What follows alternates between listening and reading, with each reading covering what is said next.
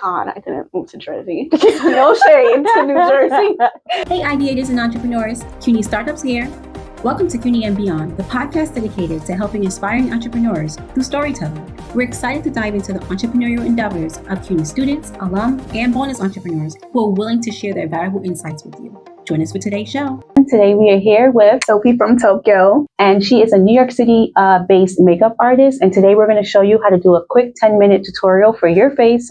So this is a makeup routine that I recommend if you are just going to class or work, just to look awake and ready for the day. Nothing too stylized. You can always build off based off of this. But I do this routine like on the train. It's super easy to do. So this is great for any student who's like rushing. Yeah, exactly. Which we all are. When you have beautiful skin like that, you don't really need foundation. Don't ask me. But if you feel like you're dealing with some acne, which I do, I just use a light moisturizer, tinted moisturizer, or tinted sunscreen all over. And then I spot conceal from there. And are you using, when you do the tinted moisturizer, do you put it with like a brush or your hands? I like to first apply, spread it with my hands. Sometimes you can just mix it in with your hands. Personally, maybe just because I'm a makeup artist, I like to stipple it in with a brush.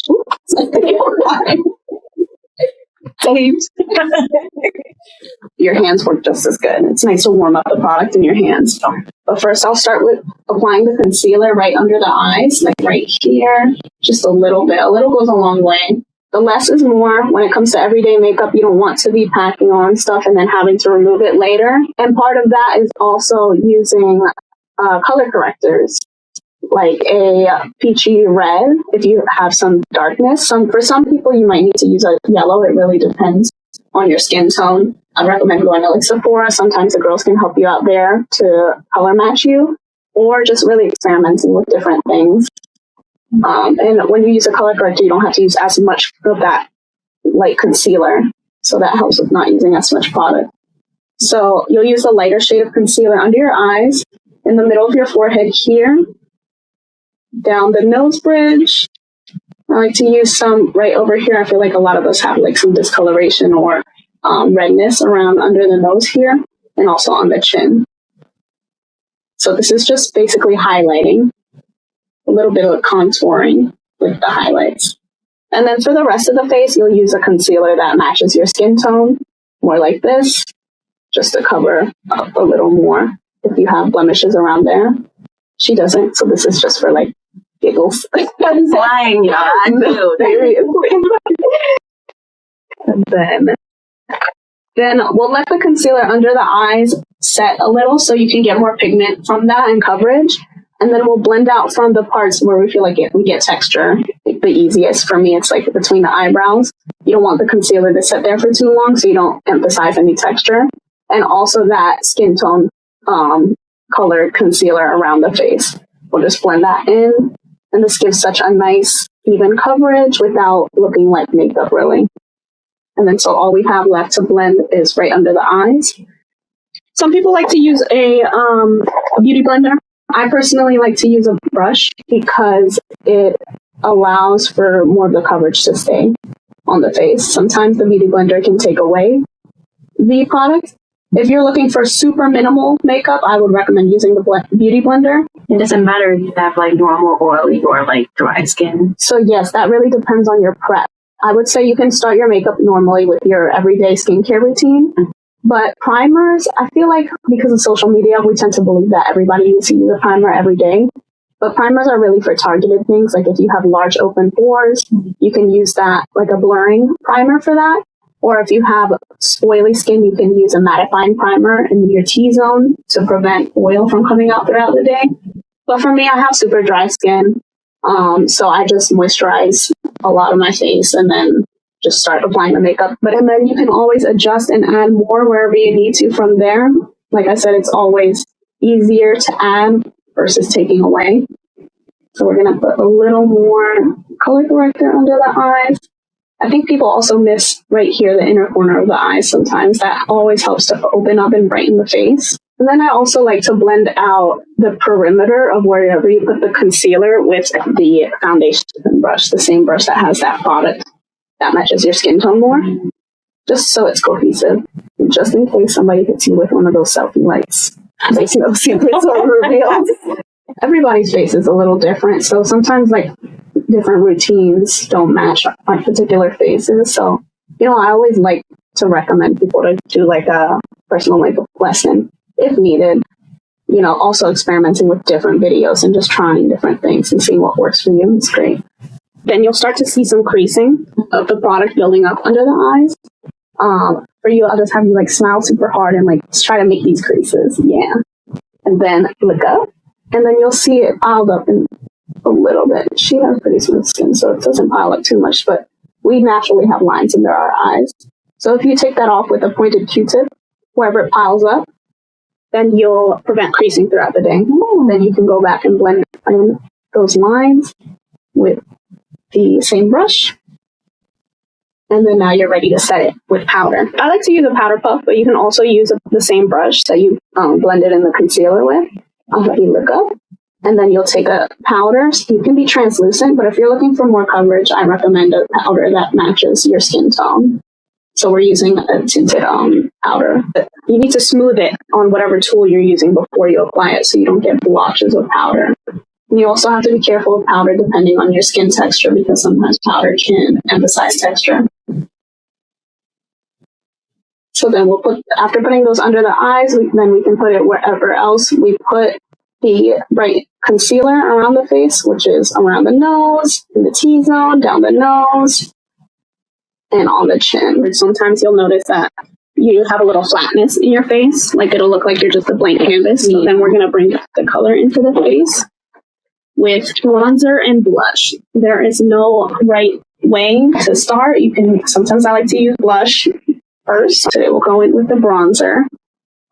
You can do the cream and all of that, but for me, I like to use powder because it's really quick and easy. If you do have a lot of skin texture, it might be more smart to go in with a cream rather than a powder. And if you have oily skin, it's better to go in with a powder versus a cream. So we'll put those on the cheekbones. And I recommend everybody to look at a face chart and identify what face shape you have, because depending on that, the way you place the bronzer and contour changes. But for her, we'll just emphasize her natural face shape on the cheekbones. I like to do around the forehead. Just think about where the sun naturally hits you. And I also like to hide a little bit of my double chin. Yes, so guard that a lot. We need a lot of it. So I usually take a lot of that product for there. This is the easiest part. You don't have to really worry about, too much color or anything. And I'm going to bring it up into the jawline to kind of give a chiseled jawline look. And then whatever excess we can keep building on the cheekbones. I like to use 2 different powders for contouring and bronzing. For contouring, I'm olive skin tone, so I like to use something that's a little more cool. It looks great in the pan, but it goes pretty warm on my skin. You said to go to Sephora to kind of like pick out what your skin tone color is. What if you don't want to go to Sephora? Like, what if you want to do something like a DIY at home? It's kind of tricky because personally, I went to beauty, or not beauty school, but art school to learn color theory. You can go online and study what the concealer shades, the letters represent. Some are N, C, W. They all stand for different things. Warm, natural, cool. Sometimes your skin tone is a little more pink, so you'll use something that matches that. For some people, their skin tone is more olive. So you get those green shades, undertones coming through. You'll need to use more like neutral. Some people are yellow. And also where you match the concealer or foundation matters on your face. So if you match it to your neck, most people's necks are super light compared to the rest of their face and body. Right, because there's no sun. Yeah, no sun hits there. Yeah. So I would say go look at a picture of yourself, your full body, and then see which part of your body has the most cohesive color. I wouldn't match like your arms or anything like that. I'll keep it relatively close to around your face and chest area. And I'll take a smaller brush to bronze/contour around the nose. Something like this. We'll use that same shade. And then I'll start from right here under the eyebrow. Bring it down.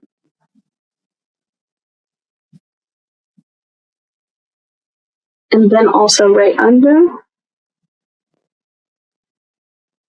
And then we kind of connect those two together. And then if we want some more warmth, you can get something that's like a little more orange or warm toned. And then add that right above where you were like bronze contouring. For the summer, warmer months, I like to add more.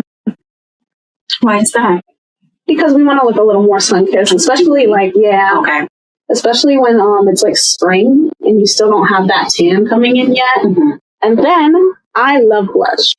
It depends on who you are. You can leave it like this, but I love blush. I think blush always adds a little more youthful or like some kindness to the face. And blush is where you get to kind of show your personality a little more because you can choose the color of your choice. So I put that right on the high point of the cheek. A lot of people like to smile and then like do that. But sometimes it can bring down the face because when you don't smile, then your face shifts a little. But it really depends on your face shape when it comes to your blush placement. And also what kind of look you're trying to achieve. We're just doing a pretty natural look, so I'm just kind of applying it where she would naturally blush and also kind of lifting the face as well. I have a super round face, and for most of my life, I thought I was supposed to put blush like I am on her face. But for me, I have to kind of put it on the center and kind of drag it down to emphasize my cheeks a little more. We want to work with our best features, and Adia here has really nice cheekbones, so I want to kind of highlight that. Don't believe her. She's No, just for seriously. I came in here, I was like, oh, this is But see, we get to show a little more character through the blush here. This is where we get to show, like, I am actually wearing makeup. Thank you, you know? Or I just pinch myself. This is how it looks. Yes. I actually used to do that when I went to a school in Japan where they didn't allow any makeup or anything. I would pinch my cheeks to give a little blush. Oh. And honestly, that color is so tea. I love like the natural blush color. So if you're looking for a good blush color to match you, I would say pinch your cheeks and then try to find a blush that matches that because our face gives so many hints as to what works best for our makeup. So sometimes your natural redness and your blemishes also can reveal like what blush shade would be best for you. You can spray your face here if you like. I like to do it at the end, but then I like to go in with the brows. I just like to fill in wherever the naturalness is. I don't have any brows, y'all. I got microblading a few years ago, and it's like wearing off, but I refuse to get like threaded again. So yeah. But your artist did a good job. I see some scary things with microblading. Oh god! But she followed your natural brow shape and everything. I'm going to winter because that healing process. Yes, yes. So look outside, looking like crazy. But I notice when you do it last rather than first in your step, you save a lot of time and a lot of brow blindness. Because if you do brows first, sometimes it can end up a little too heavy. It's okay if you're a little messy with it. You can always clean it up with a concealer or a Q-tip. So right at the arch with the brow, I'll put it with a flat brush and blend it on out. Because that also gives like a natural eyeshadow without putting on eyeshadow. Because you can work with the natural like pigment you have in your eyelids and kind of highlight. Make a shadow by highlighting. So what would be like a very beginner trick for someone who doesn't do their brows and wants to like fill it in? TikTok actually has a brow mapping filter that I'm like a fan of right now. So it shows you how to map your brows. That's how I wax my own eyebrows, and I'm in love with the shape I have now. And I don't go into anybody else to do it. But that's a good way to identify like what eyebrow shape works best for you. Mm-hmm. And if you follow that and then use a pencil, it pretty much works. I would say brush out your brows first, and then just kind of look from afar, step back from the mirror, and then brush it out up or up to the side? Up and to the side. Okay. Yeah, wherever you feel like it lays nicely. Everybody's eyebrows grow a little different. Mm-hmm. So whatever works for you, honestly. I like to brush up here in the center, and then more to the side. I do my clusters, so my lashes usually are already on when I'm getting ready. Mm-hmm. I love waterproof mascara. A lot of people are scared of waterproof mascara sometimes. It's really about the removal process, honestly. Do you just like use oil to take it off? Yeah, oil is the most recommended way to take off waterproof mascara. Because if you just use like a makeup remover wipe or micellar water, you're going to have to use a lot of abrasion and like a lot of rubbing the eyes, which can cause it to fall out. Lashes are like the most impactful part of the makeup. They really can change a look and add a lot of beauty and character to the face and expression, which is why I probably have a lash on at all times. I actually don't use the bond and seal. Really? Yeah. You put it on. I have this lash glue brand that I'm in love with. It's the Eye Envy Super Stronghold Eyelash Adhesive. Yes, I get it from the beauty supply store. They have a version that's waterproof and in black. So I get it black because clear eyelashes sometimes can look white or crusty after a few days, and especially if you wet it. Yeah. But I just use that, and it really works. And then we just add a lip. I like to use a lip liner, lip combo situation. And I love Makeup Forever's lip liners. They're waterproof ones because you only need to take them on once, and then like after lunchtime, and then maybe once at night, and then you're done. They last all day. We're going to use something that's pretty similar to her natural skin tone, just a little darker to emphasize the shape of the lips. But lips is where you can add a lot more fun and accent, just kind of like the blush as well. We all have different features of our face that we like the most. And depending on what that is, you can really choose that as your like accent point for your makeup. That's what I like about makeup. It's really about emphasizing your best features and what you like about yourself the most. I think there's different ways we can all show like a little bit of creativity in our makeup, even if it's a natural makeup look. You can go in with just a gloss. I like to use like a little bit of like a lipstick almost, or a lip product with a little pigment on it. Then I'll go right over a little bit around where we did the lip liner, more towards the inside of the lips. Depending on if you like your natural lip color, like the natural pinkness that comes from it, you can leave the center of your lips empty. Or you can go in with another color to emphasize that. I love lip glosses because they even out the texture. They make everything look smooth. And it looks super moisturized. And for me, I hate feeling like I don't have anything on my lips, honestly. I need my lips moisturized at all times. And lip gloss lasts much longer than Vaseline or Carmex. Yay! Look, thank you! Or so cute and natural and dewy. Yeah, it's so cute.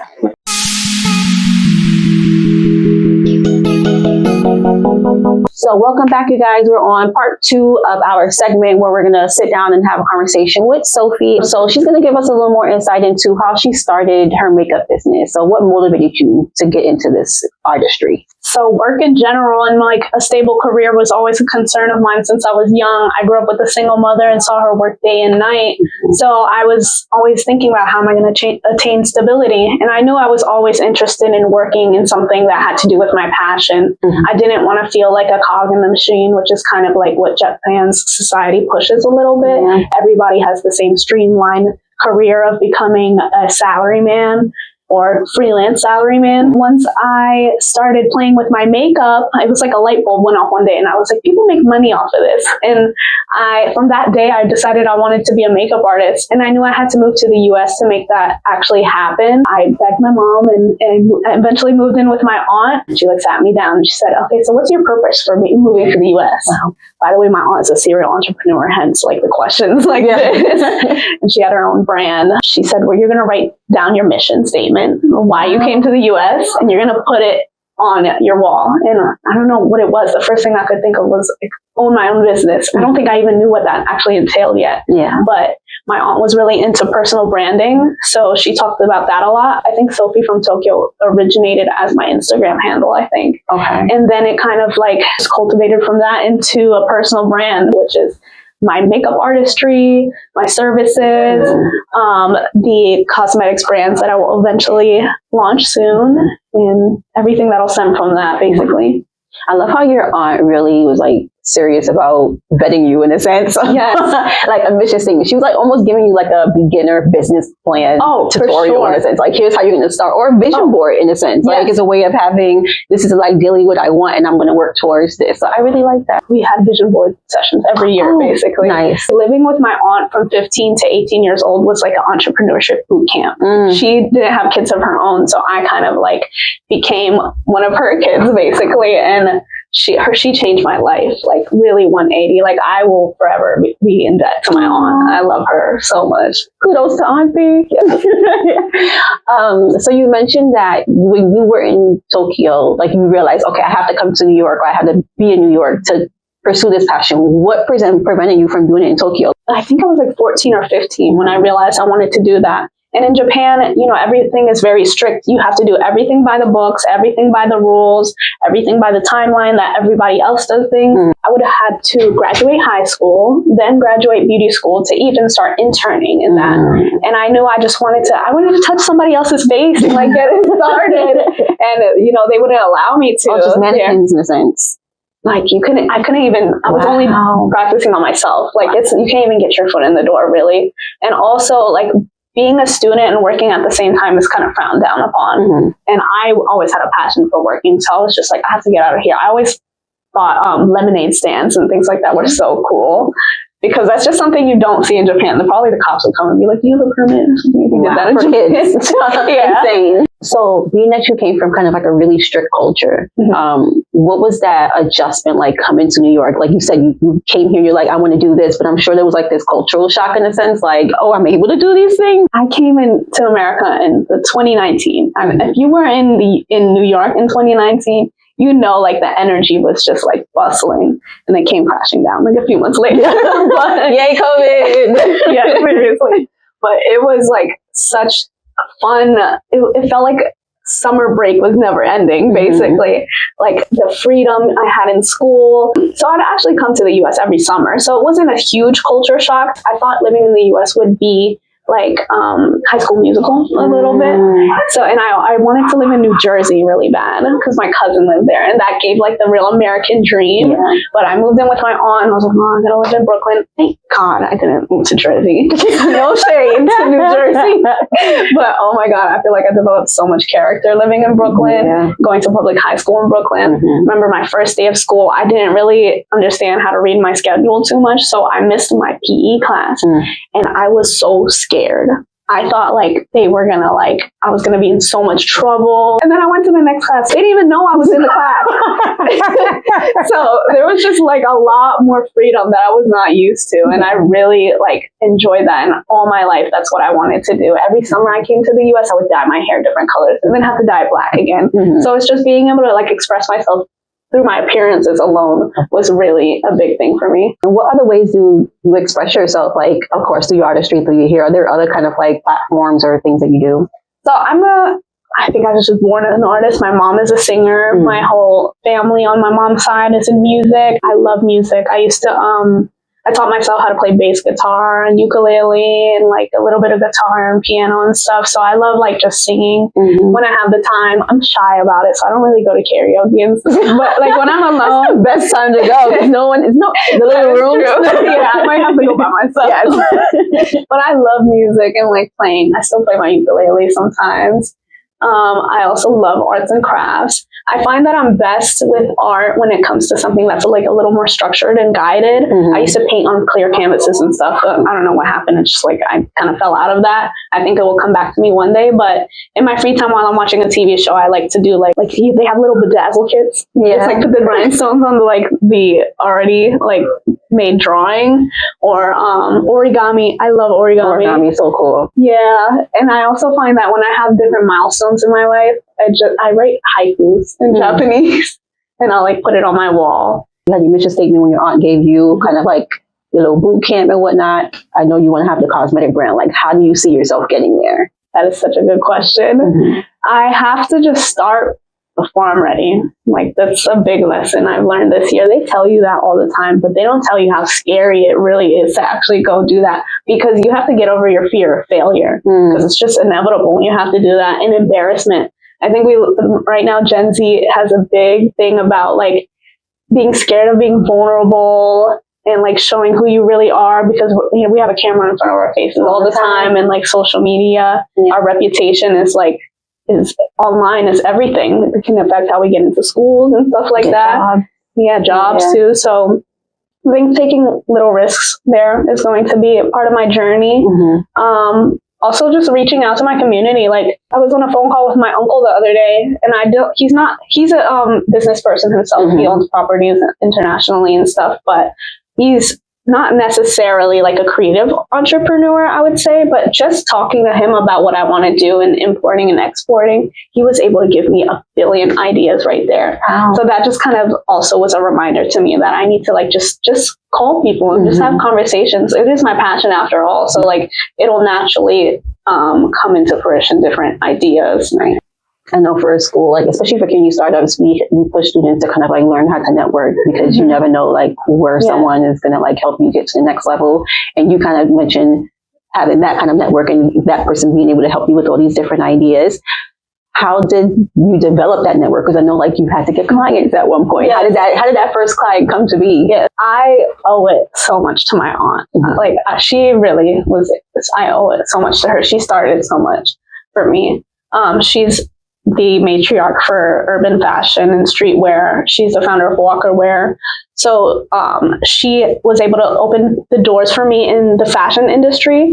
In terms of makeup, she was just advocating for me everywhere she went. Like my first official job doing makeup for a magazine, and I was doing my aunt's makeup, and I also did members from Wu-Tang and stuff like that. Method Man and people from like Overtime. I was able to like connect with people, and I think I was just so happy just to be there and genuine. And there were a lot of names that like I didn't even know at the time. I think that also kind of helped me a little bit, because I was just able to be genuine with people and make those connections. I also made sure I followed people on Instagram. My first makeup artist that mentored me told me, look, you have to take every model, you make sure you follow them and they follow you back, because you never know where they're going to end up. And they end up DMing me. I also met the owner of the salon I work at now through my aunt. We lived on the same street, and through that was a whole new network of people for me. And I think from there, I was able to make my own connections, but it wouldn't have been able to be done without her. So I stand on the shoulder of giants. Aww. What type of challenges did you face? And I would say like the first 3 years. I think a big one would be the idea of entrepreneurship versus the reality of entrepreneurship. I think social media does a really good job of glamorizing and romanticizing what entrepreneurship and hustle culture is. But in reality, when you get to really do it, entrepreneurship is not working whenever you want on your own time, and it really is, and just being your own boss. Being an entrepreneur means you have 100,000 of bosses, right? Your clients are your bosses, right? And you have to manage your reputation, your social media, your finances, all these different things. It becomes a 24/7 type of job. So I think really battling with what the reality of that was a big challenge for me. I went back and forth between, do I actually want to do this or do I not want to? Which is why I'm really grateful that I've been able to get a degree with CUNY. Because it allows me to have flexibility for my future, whatever I choose, whatever path I choose, nobody can say no to me, because I have the certificate in the background to get myself into those doors. That's a lot of work. Like you're navigating being an entrepreneur. You're building up this clientele. You're going through boot camp with your aunt, and then you have all these classes that you're doing. Did you have to outsource anything, any of the tasks, like the finances, anything that you were working on? I wish I did. I think that would be a big lesson. To outsource where you can. But when you're bootstrapping and you don't have like huge finances to do that, you kind of have to manage it on your own. And so time management is a big thing. I think that's kind of cliche, but it's so true. My aunt actually, I call it boot camp because we literally had a structured like timetables like you have in school. We had that at home. So it was like when you were going to do certain things. Yes. So we had like hourly blocks. I had meditation hour. I had reading, financial literacy hour. I had cooking for lunch and dinner. What else? Yoga, like different things for that. So I hated it, honestly. Like at the time. Thank God she did it.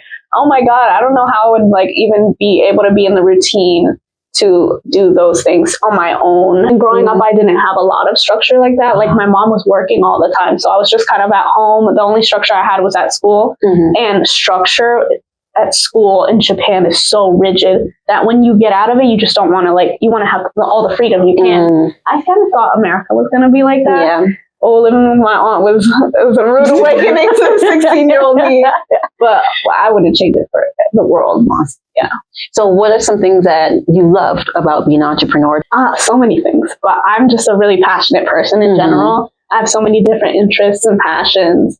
And I love the creative control that entrepreneurship gives me to combine all of my passions into one thing and to create a living and a career and like a lifelong journey for me. Owning a business is almost like having your own baby. You get to see it like develop in different ways and also grow with you. I think growing up in Japan, I felt alone a lot of the time and like disconnected from a lot of people because I kind of stuck out like a sore thumb a little bit. So, especially in the type of business I work in and being in a social business and in the business of service. Yeah. I get to meet so many different people and we get to share so many of their milestones, so many hard things that they go through, so many happy moments. And you kind of realize how alike we all are in the end. And I was never really alone to begin with. Yeah. I just have my makeup done. Okay. If a student is listening, a student is like, hey, I'm terrified. I heard everything she said, but I'm still super scared. Like, she's scared of karaoke. I'm scared of doing this. What would be one piece of advice you would want to give them to kind of like encourage them to start? Well, this is telling myself too, but maybe you should be more scared of what if. The what ifs later on, or the regrets later on. So many people that have mentored me have told me that, and I've been thinking so much about that this year. I think I need to be more afraid of the regret of what could be if I don't actually get it started. It takes a lot of courage to do that, but you will never know if you don't do it. There's so many people who had so much potential and they just never saw it through. And look at all the great people. My boss actually recommended me the book, The Power of One, I think. So I will be reading that soon, but I think that has to do with what I'm talking about right now, I'm pretty sure. But another piece of advice I would give to like young entrepreneurs starting out is to sharpen your character and always work on your character because that will always show up in your business. It comes up in your business deals, the decisions you make, the interactions you have, and the connections that you'll keep with other people. And I think in a capitalistic society, we sometimes forget that integrity and character is such a big, important part of the business that we do. Right. Sometimes it's a dog-eat-dog type of world or like a little transactional. Yeah. But we're not able to do any of this if we don't have each other. Correct. My aunt always says lateral cooperation makes vertical movement. So Your aunt is a gem. She actually has something called Walker Gems with all of her gems, and she has a book. So wow.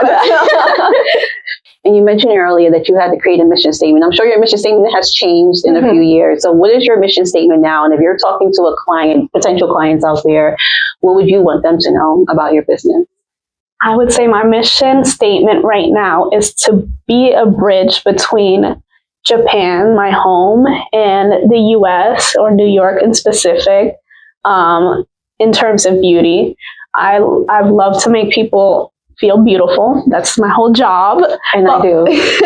But it's not just about vanity, really. It's such a personal and intimate connection that you get to make with somebody when you get to see their whole demeanor change after they get their makeup done or after you tell them a technique or give them a skincare product to make them show up better in this world. For women, our beauty is our power. We really can show up like a whole different person in a room when we feel better about ourselves. It doesn't even matter about how we look. It's really about how we feel. For women who wear makeup regularly, they did a study on this, make 30% more than women who don't, I wouldn't say makeup. I think it's more like investing in their personal appearance. Yeah. So it really does affect that. And I'd love to be able to give the women that power and the gift of beauty. Yeah. And cultural connection is a big thing for me, which is why I'm pursuing international business at Baruch. And I think through beauty, we can connect in all kind of kumbaya through that. What is the best way people can get in contact with you? Join maybe a newsletter, become a client? Where can they find you? You can find me at Sophie from Tokyo. I would say I'm very active on my Instagram. On my Instagram bio, I have my link tree where you can find all of my links to my website. You can find me at Salon 718 as well. All of my links are there. My email and everything is there. So at Sophie from Tokyo everywhere on every social media. And we'll put that in the description as well. Sophie, I want to thank you so much, one, for making me feel confident today with my makeup. And thank you for talking with me today. It was great meeting you and great learning more about your business. And I hope your mission statement and your business plan flourishes. Thank you. Well, your aunt's already got that covered. But yeah. Thank you for the opportunity and the platform. No problem. I gotta seize the moment. Yeah. I gotta stand the test.